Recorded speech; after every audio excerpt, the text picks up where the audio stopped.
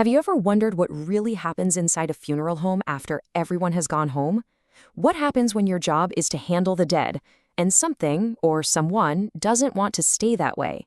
You know, for most of us, funeral homes are these places of quiet reverence. They're a final stop on a solemn journey. But for the people who actually work there in those hushed halls, well, that line between the living and the dead can sometimes feel disturbingly thin. So tonight we're pulling back the curtain on a world that's usually shrouded in shadow. We're diving into 3 genuinely terrifying true accounts from people who've worked the night shift with the deceased. These aren't urban legends. These are the secrets whispered between embalmers, the stories they trade in the cold glow of the preparation room lights. All right, our first story comes from a former mortician's assistant. We'll just call him Leo. He worked at this small, family-run funeral home in a rural town. You know, the type where tradition runs deep and the walls just seem to hold a century of whispers. His whole ordeal didn't start with some big, scary event. No, it started with a tiny, persistent, chilling detail he just couldn't ignore while he was getting the deceased ready for their final viewings. He started noticing something. Well, something impossible. Personal effects, a wedding ring, a lucky charm, things like that. They were being moved. Now, get this. They weren't being stolen. Just moved.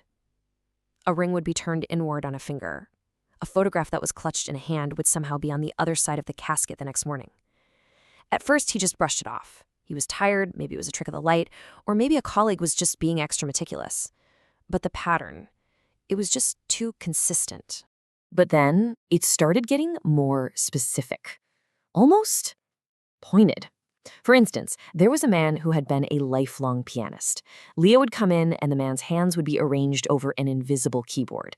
And this happened every single morning. Then there was Mrs. Henderson, a beloved school teacher. Her family left her favorite reading glasses on her cheek, but Leo would find them morning after morning perched perfectly on her nose. Now remember, he was the last to leave and the first to arrive. The doors were locked tight, nobody else had a key. Something in this home was definitely not at rest. It was like it was engaging in some kind of silent dialogue, and Leo was the only one listening.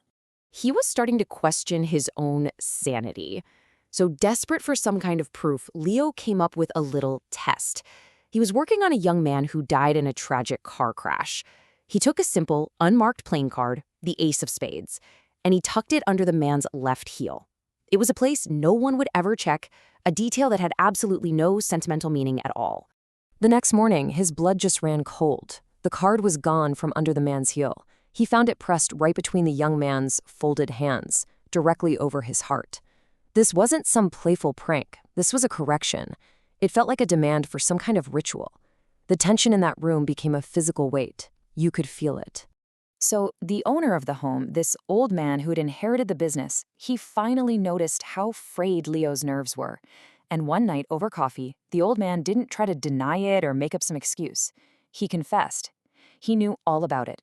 He even had a name for it. He called it the quiet courtesy. The owner didn't think it was a single ghost. No, he believed it was more like a residual echo of the home itself, a kind of collective consciousness of the thousands of people who had passed through its doors.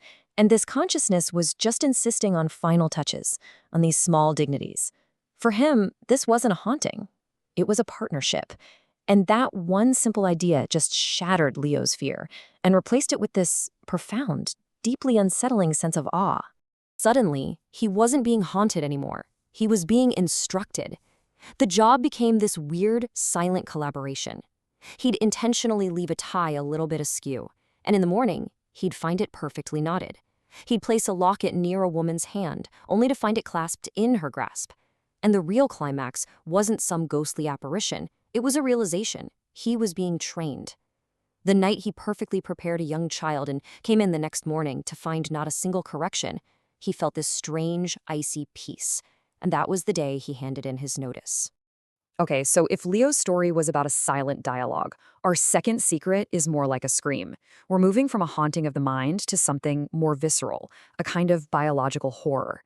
This account comes from a woman we'll call Sarah. She was a removal technician, so her job was to go and collect the deceased from wherever they passed away, and she often had to do it alone. So she gets a call to a cluttered apartment. She and her partner are trying to maneuver a stretcher through this narrow maze of belongings. The body bag on the stretcher shifts a bit, and then they hear a sound. It was clear, it was dry, it was a cough coming from inside the sealed bag. They both just froze. I mean, was it a trick of the air, a release of gas? They were really, really hoping so. But then it came again, a precise rhythmic cough, and then a third time. Absolutely panicked, they rushed the body to the preparation room. The mortician on duty was skeptical, of course, but he unzipped the bag. The man inside was, without a doubt, deceased. And yet, as the mortician started his work, the corpse's jaw just fell open, and this final, rasping sigh just whispered out of him. Sarah later learned that the man had died from a respiratory illness, probably in a violent coughing fit. The mortician calmly explained what she'd heard. It's a phenomenon called post-mortem expulsion. Basically, air gets trapped in the ravaged lungs, and when the body is moved, that air is forced out. It can mimic the exact action that killed the person. The explanation was purely scientific. But here's the thing. A clinical, logical explanation didn't bring her any peace. That sound was absolutely seared into her memory. Logic can explain what happened, sure, but it can't erase the trauma of hearing it. The secret she learned that day was that death isn't always a clean, instant silence. Sometimes it leaves an echo. Our final secret moves beyond the supernatural, beyond biology, and into something that is, frankly, far more chilling: pure human malevolence. This story is from a funeral home receptionist, we'll call him Mark, who started getting these strange nightly phone calls. Every single night at exactly 3:07 a.m., the phone would ring. When he'd pick it up, the line would be silent, except for the sound of slow, ragged breathing, and then a click. At first, he thought, okay, it's a prank call, a wrong number, whatever. Until the night the caller finally decided to speak. A distorted, whispering voice said just 8 words. "He's so much colder than you said he'd be." And the line went dead. Mark's blood turned to ice.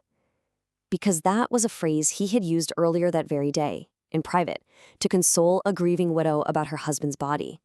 There was nobody else in the room when he said it. From there, the harassment just got worse. Flowers would arrive for the recently deceased with messages that were just subtly, horrifyingly wrong. Then, late one night, Mark saw it. He looked out the viewing room window, a room where a service for a young woman was being held, and he saw a figure standing out there in the rain. And that figure was wearing the very distinct, bright yellow scarf that the young woman had been buried in.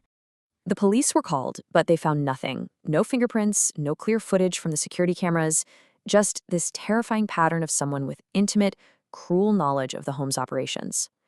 The story doesn't have a satisfying ending. Mark quit his job, the calls stopped, but the person responsible was never found. And the secret here is maybe the most terrifying of all: that grief can attract monsters far more real than any ghost, leaving this unresolved, permanent open wound. So what do we take away from these absolutely chilling accounts? What these stories really show us is that the hauntings that funeral home workers experience aren't always just about spirits. They're about having to grapple with the profound strangeness of death itself, and that happens on a supernatural, a biological, and a deeply human level. Think about it. We see fear that comes from the unexplained, a force that seems to just demand dignity. Then we see fear born from our own biology, right? When the body's final processes create this perfect, horrifying echo of life. And then, most disturbingly, we see fear that comes from the living, when the raw vulnerability of grief acts like a beacon for someone truly malevolent. These workers, they signed up for a profession of quiet service. They ended up on the front lines, witnessing how the finality of death can be disrupted by a lingering whisper, a biological reflex, or a predatory human gaze. And through it all, they learned the most haunting truth there is. The dead, they may keep their secrets, but it's the living who are forced to remember them.